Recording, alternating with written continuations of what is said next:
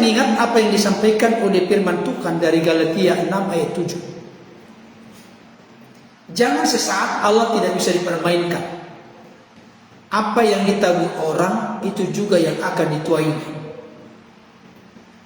Apa yang kita tabur dalam konteks kehidupan kita, apa yang kita perbuat, lakukan, kerjakan, dan apa yang kita katakan melalui pengakuan-pengakuan kita, itu harus kita pertanggungjawabkan.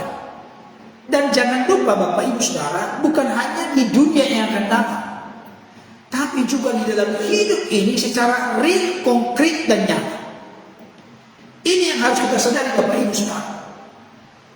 Itu sebabnya ulasan saya kali ini saya beri judul Berkat Orang Jujur. Pelajaran berharga di balik kejujuran Barada Richard Eliezer. Saudara dikasih Tuhan, saya akan kaitkan nanti dengan firman Tuhan ulasan saya ini. Tetapi yang jelas, pertama-tama ingin saya tunjukkan kepada kita, menjadi seorang yang hidup dan berjalan dalam kejujuran itu tidak mudah. Ada risiko yang harus dihadapi. Itulah yang diperankan oleh seorang Barada Richard Eliezer. Saya tidak sedang mengatakan bahwa penembakan beliau kepada almarhum Brigadir Joshua itu benar, bukan. Bukan di situ. Kita tahu ceritanya itu memang sesuatu yang tidak benar. Sekalipun itu atas perintah dari komandan, itu tetap diputuskan oleh hakim sebagai perbuatan yang salah. Tetapi kita tahu kasus ini adalah kasus yang begitu booming, begitu viral. Bahkan sampai pengamat media sosial berkata, tidak pernah sampai berbulan-bulan tetap menjadi berita utama. Lewat peristiwa meninggalnya Brigadir Joshua, di mana di sana ada keterlibatan mantan Kadipropam FS, istrinya dan ajudan, serta orang yang sudah lama bersama dengan dia, itu Kuat Maruf. Saudara dikasih Tuhan, 1 bulan penuh tim sus yang dibentuk oleh Kapolri mengalami kewalahan, kesulitan, mengalami hambatan dan kesukaran untuk mengungkap dan membongkar kasus ini. Kenapa?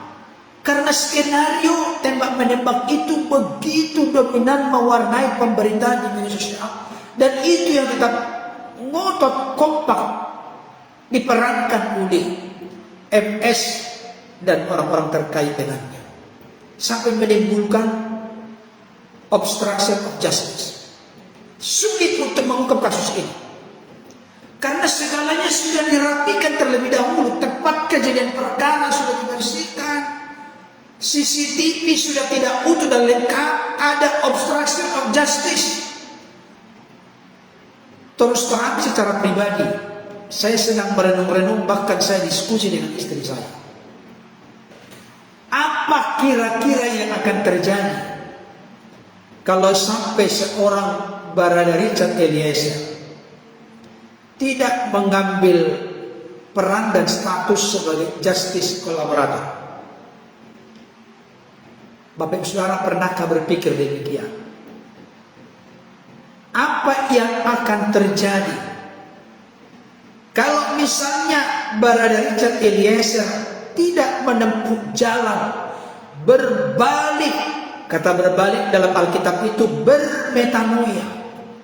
Bukan 45 derajat, bukan 90 derajat, bukan 360 derajat, tapi 180 derajat.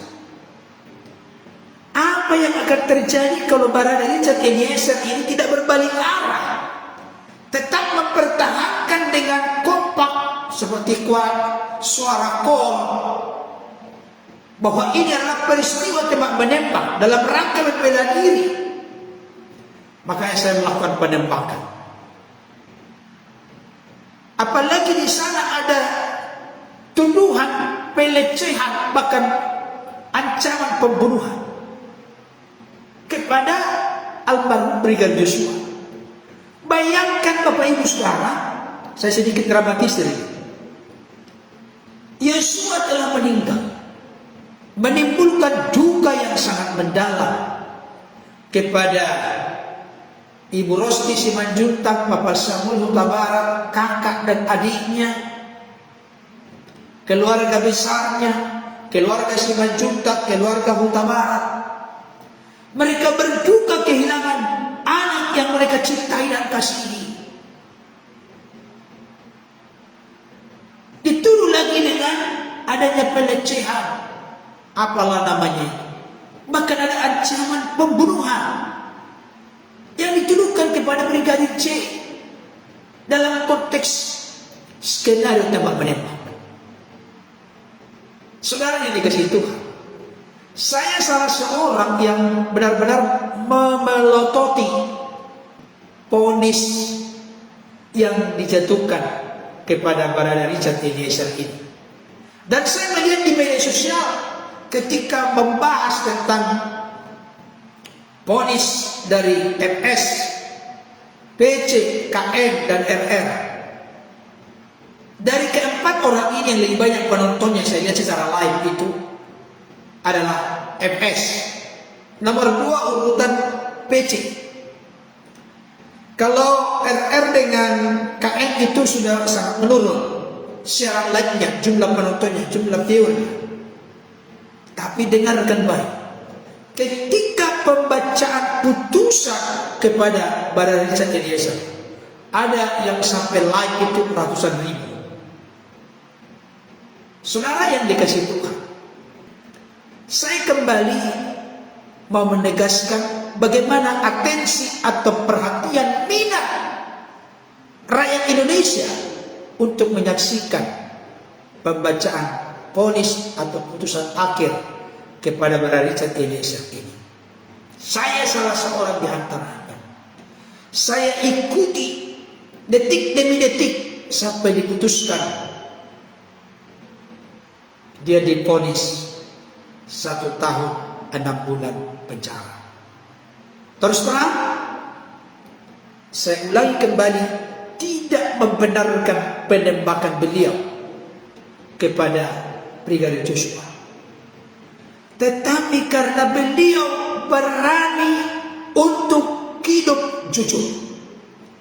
Ini pembelajaran berharga untuk kita, Bapak Ibu Saudara. Coba tarik ke diri kita. Bagaimana kualitas kejujuran kita dalam hidup ini diperhadapkan dengan resiko yang sangat tinggi, tantangan yang begitu berat dan besar.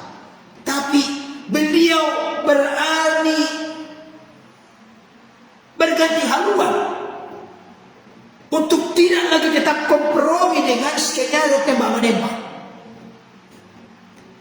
Bayangkan Bapak Ibu Saudara, 1:4. Kalau kita melihat di tengah-tengah persidangan-persidangan sebelumnya, wow, kelihatannya perjuangan kawan ini begitu berat dan begitu besar. Memang untuk belajar jujur, berjalan dan hidup dalam kejujuran itu tidak semudah membalikan telapak tangan. Realita kenyataannya kita lihat. Ada hal-hal yang besar, hal-hal yang luar biasa yang didapatkan atau diperoleh oleh seorang Barada Richard Eliezer ketika dia berani jujur. Saya ulangi kembali, kalaulah misalnya Barada Richard Eliezer ini tetap kompak, satu irama, satu suara, satu skenario dengan MS, PC, KM dan RR, maka kasus ini bisa tidak terbongkar. Kasus ini bisa di SP3 dan meninggallah Brigadir Joshua dalam keadaan yang sangat menyedihkan bagi keluarga. Anak sudah meninggal, dituduh lagi melakukan pelecehan, dituduh lagi melakukan pengancaman. Sudah jatuh di timpa tangga, jatuh ke kotoran. Ngeri Bapak Ibu Saudara.